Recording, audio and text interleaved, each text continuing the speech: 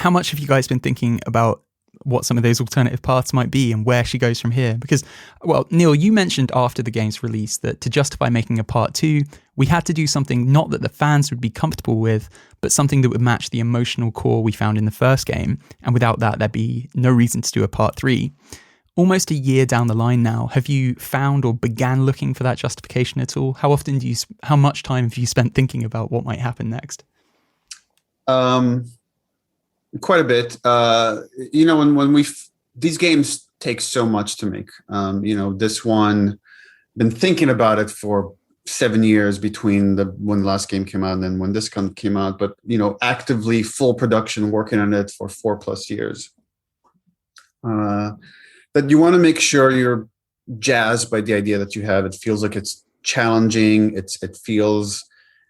We've now had 2 games that I feel like, speak to something universal, as well as telling a very personal story for these characters that now with one game, there's no like pattern of what a franchise is. With 2 games now, there's starting to be a pattern. And like, now I feel like there's certain structural thematic themes you would have to stick to if you're making a 3rd game.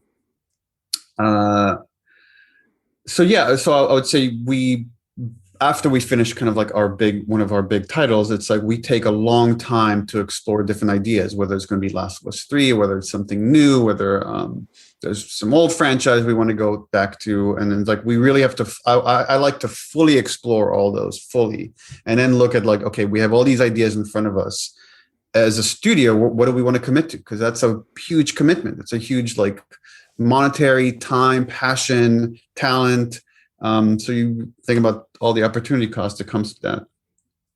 And I don't know how much I want to reveal. Hallie and I did write an outline for a story that we're not making. But I hope one day can see the light of day that explores a little bit what happens after this game. But we'll see. I guarantee you in The Last of Us Part 3, No. they're going to kill Ellie. But in the like, she's gonna eat something, find out she's allergic to peanuts in the first 5 minutes, and then she's gonna die. And then they introduce a new character, and then she's like, "You played this person now."